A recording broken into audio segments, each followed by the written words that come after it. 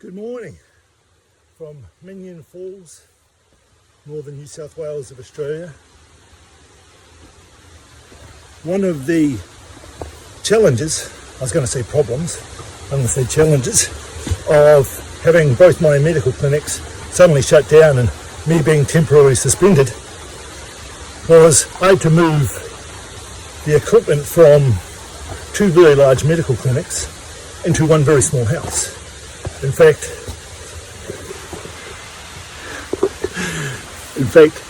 it's half a very small house because downstairs of my house is my yoga studio and biohacking laboratory.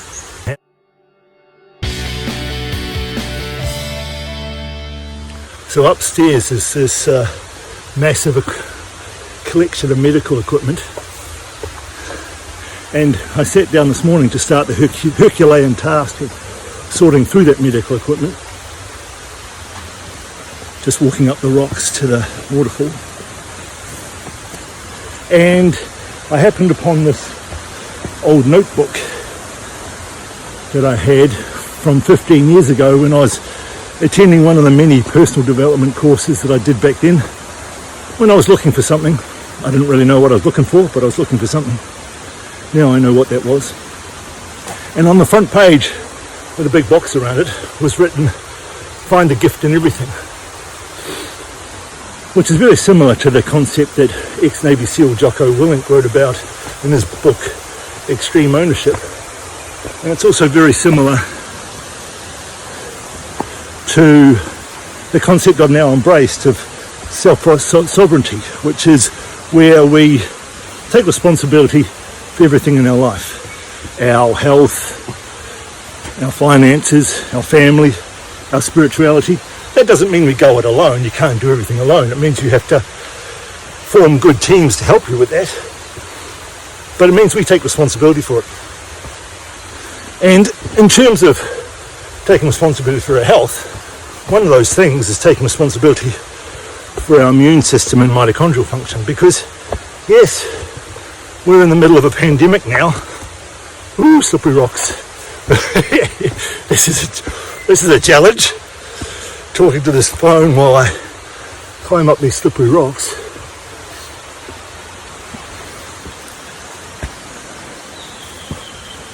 We're in the middle of a pandemic. But here's what nobody's talking about. We're in the middle of a viral pandemic every day. We know from research that we're surrounded by trillions of virus in the air every day. Billions in the ocean water that we swim in. And in fact, we're full of viruses and have been since the dawn of time. We've got trillions of viruses living inside us on a daily basis, including being part of our genome. And since the dawn of time, we've had this kind of uneasy relationship with these organisms, including bacteria and fungi, living in our body where our immune system has this kind of daily arm wrestle with them and keeps them in check. And the lower we can keep those levels, then the healthier we are. But because of rampant mitochondrial dysfunction, lowering our immune system, then these latent viruses are starting to wake up.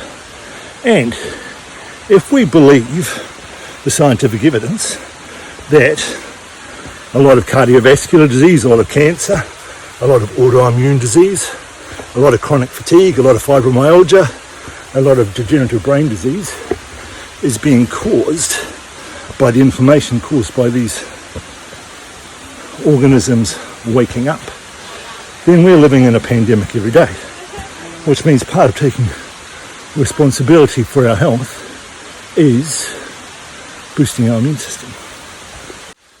Because yes, as I said, we're in a pandemic today, but we're in a pandemic every day. The only difference with this virus is it's slightly different in that how it gets into the body is it gets into the body through ACE receptors in the nose. And what we now know is that once it gets into the body, it starts increasing expression of ACE2 receptors on other cells in the body. It's like a tiny burglar sneaking in a slightly open window in your house, and when it gets in, it goes around and opens up all the other windows and doors in your house to let the other burglars in. And when it does that, it starts causing problems, because viruses don't cause problems on their own. They don't have any teeth or claws or toxins, can't kick, can't punch. They cause disease by injecting themselves into our cell by attaching to that ACE2 receptor and then bursting back out of the cells after they have reproduced. And what happens when they do that is they promote what's called a cytokine storm. Now, this virus appears to be slightly different as well, in that it doesn't cause so much a cytokine storm, but a bradykinin storm, which is a similar concept, but bradykinins do more damage to the cardiovascular and respiratory systems. So, which is why you're seeing cardiovascular and respiratory problems come out so much with this virus. So how do you fix this pandemic that we face every day? Well, you address your immune system, you address your mitochondrial function. And there's a roll-on effect from that, because if we accept that these latent viruses are waking up in our brain, then that inflammation causing calcification of the brain, and it causes leptin resistance. Now, leptin is the hormone that comes from our fat cells. Where's it for? Woo! And as our weight goes up, the leptin goes up, and that high leptin tells our brain that we're living in a time of abundance, not scarcity, and we're put on too much weight. So the leptin then, or the brain receptors, once they detect that high levels of leptin, tell our body to start losing weight. It slows down our hunger and increases our metabolism.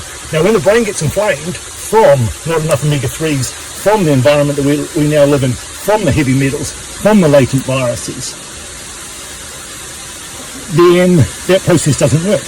Our receptors can no longer hear our leptin levels, hear our high level leptin levels. They think we're living in a time of scarcity, not abundance. So what does it do? It thinks we're starving, so it increases our appetite, slows down our metabolism, and our weight keeps going up. So if your weight is going up, despite exercising well and eating well, it's almost certainly that you've got leptin resistance. There's also a roll-on effect from that, because leptin not only affects our weight, also affects our immune system. High levels of leptin lower our immune system. High levels of leptin have just been shown yesterday in a published study to accelerate the growth of prostate cancer. So there's a roll-on effect from all of these things.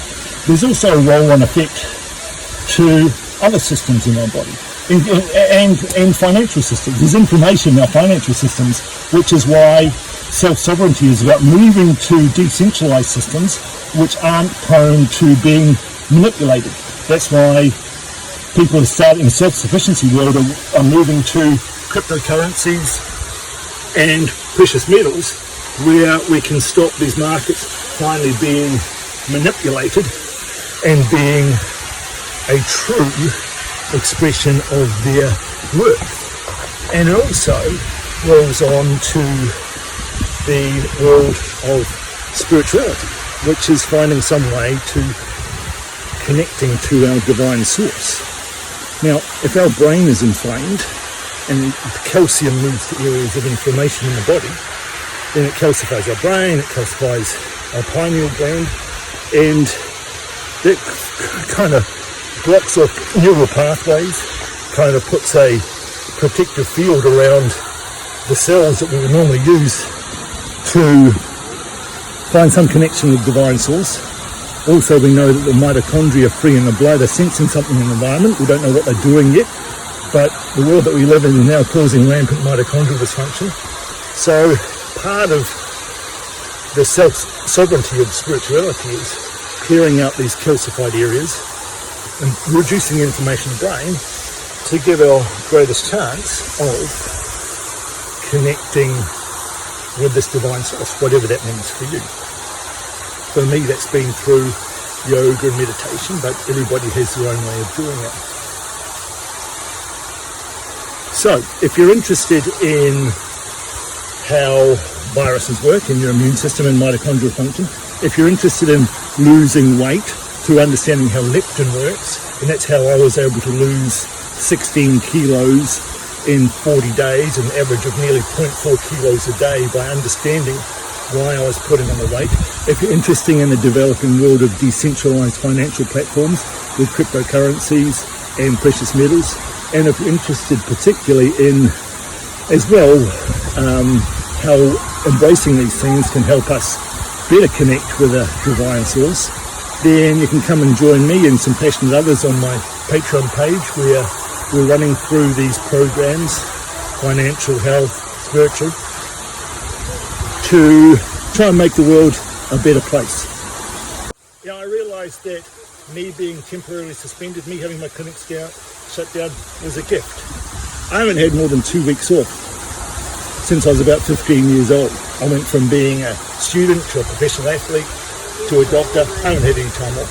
So this chance, this year I've had exploring spirituality, exploring finance, exploring health deeper in a mitochondrial function, has really given me a chance to embrace the concept of self-sovereignty. Once again, it's looking for the gift in everything. It's taking responsibility. It's having an extreme ownership in everything that goes on in our lives. Now, what am I going to do now? It's time for me to get into that. Woo! That's called cold thermogenesis. Doesn't matter if you're Wim Hof. Doesn't matter if you're Porfiry Ivanov. It doesn't matter if you're a Comanche, a Viking. We've been doing this for thousands of years because we understood the health benefits. So I'm about to go in and convert some white fat to brown fat and turbocharge my mitochondria. Have a great day, everybody. Find the gift in everything. See you next time. Yep. There's a reason, good reason why we call this cold thermogenesis.